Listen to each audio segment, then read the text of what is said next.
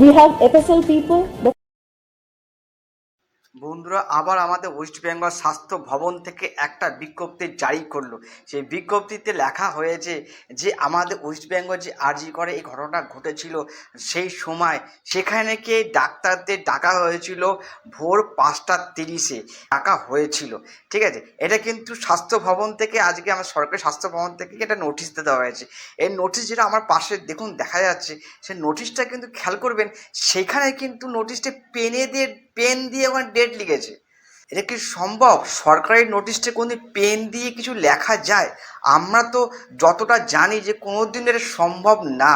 রাজ্য সরকার তাহলে এত বড় একটা কি লুকাবার চেষ্টা করছে যে একটা বিজ্ঞপ্তি জারি করে দিল স্বাস্থ্য ভবন থেকে যে ওই দিন যে ডাক্তাররা ওখানে ছিল প্রেজেন্ট, যেদিন ওই রাত্রিবেলা কেসটা ঘটেছে 5:30 এবং দেখা গেছে 9টার সময়, সকাল 9টায়, তখন তারা কি করে সেখানে এলো? প্রোগ্রামের জন্য এই ডাক্তারদের ডাকা হয়েছে কাকে কাকে?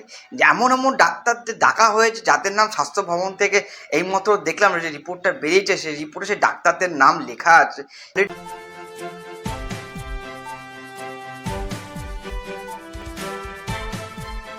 We have FSL people.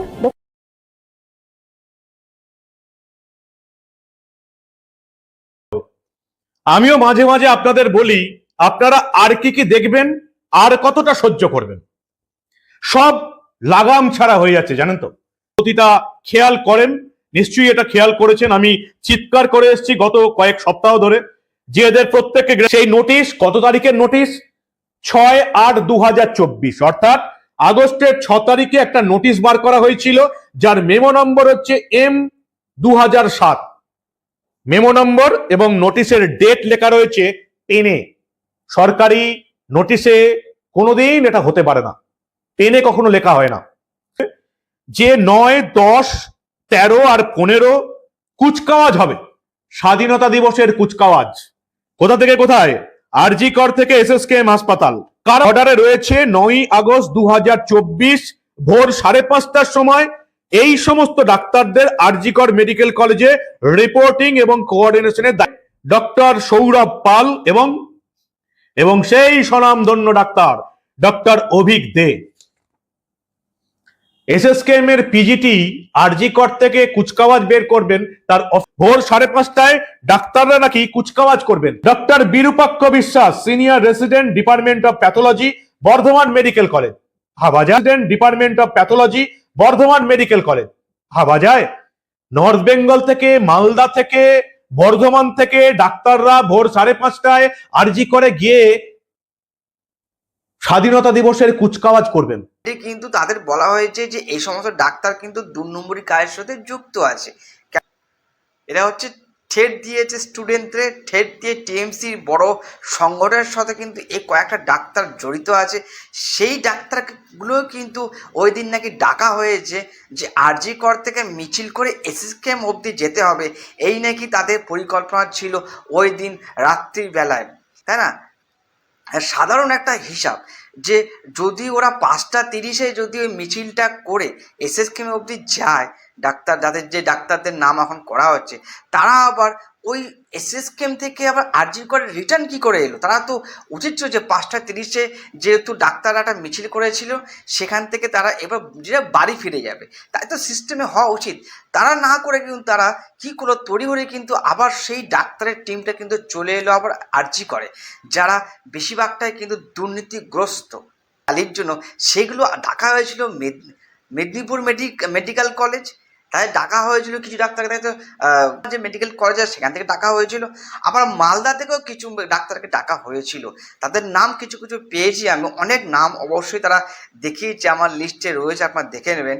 Doctor Abhik রয়, অভিক দে, এটা হচ্ছে আরজি করের ডাক্তার।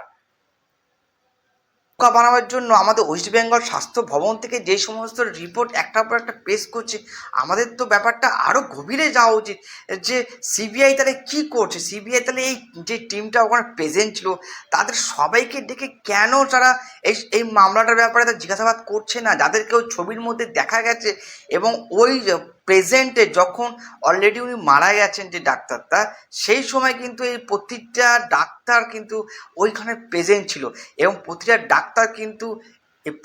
ডাক্তার কিন্তু ঘনিষ্ঠ হচ্ছে সন্দীপ ঘোষের, প্রতিটা ডাক্তার ঘনিষ্ঠ এবং এরা কিন্তু যে ঠেট কালচার করেছে এবং এদের কিন্তু অনেক জায়গায় বহিষ্কারও করেছে। সেই সমস্ত ডাক্তারকে ডেকে এই সমস্ত একটা র্যালি করার পরিকল্পনা ছিল ওয়েস্ট বেঙ্গল সরকার, ওয়েস্ট বেঙ্গল দপ্তর থেকে, স্বাস্থ্য ভবন থেকে এই সমস্ত নোটিশ জারি করছে। আবার সে আম পাবলিককে বোকা বানানো হচ্ছে। আমার তো এটাই মনে হচ্ছে যে তাহলে সিবিআই থেকে প্রতিটা মানুষকে ডেকে, যত লোকের ছবি দেখা গেছে ওই আরজিকরের ভেতরে, সবাইকে ডাকা হোক, ডেকে ডেকে এনে সবাইকে জিজ্ঞাসা করা হোক, সবাইকে ইনকোয়ারি করা হোক অ্যাকচুয়ালি ওই দিন রাত্রেবেলায় কী হয়েছিল, ভোর রাতে কী হয়েছিল, কী করে মেয়েটা মারা গেল, এতগুলো ডাক্তার থাকতে কী করে মারা গেল। এটা সহজ একটা কোশ্চেন। জানি না সিবিআই কেন এটা করতে চাইছে না। আমাদের ওয়েস্ট বেঙ্গলের স্বাস্থ্য ভবন কিন্তু আমার খুব একটা বড় কোশ্চেন মার্ক পড়ে গেছে যে স্বাস্থ্য ভবনের যে বিজ্ঞপ্তি আমরা দেখছি বারবার করে, ওখানে দেখুন যে ডেট লেখা আছে, সেই ডেটটা পর্যন্ত পেনে লেখা আছে। এটা কি সম্ভব? এটা কি ছেলে খেলা? এটা কি মানুষকে কিছু একটা বিভ্রান্তি করার চেষ্টা? এটা কেন হচ্ছে? সরকারি নোটিশটি কোনো দিনও পেনে লেখা থাকবে না বন্ধুরা। এই নোটিশটা কিন্তু আপনারা দেখে নিন, বুঝে নিন।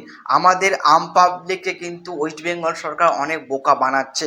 এখনও কিন্তু আমাদের জেগে উঠতে হবে, আরও জেগে উঠেছি, আরও জেগে উঠতে হবে এবং কোশ্চেন করতে হবে আমাদের যে রাজ্য প্রশাসনকে কোশ্চেন করতে হবে যে ওই যে নোটিশটা আপনারা দেখাচ্ছেন স্বাস্থ্য ভবন থেকে, সেই নোটিশটা পেনে কেন লেখা হয়েছে, সেখানে টাইপিং কেন নেই, এই সমস্ত কোশ্চেন কিন্তু আমরা করবই।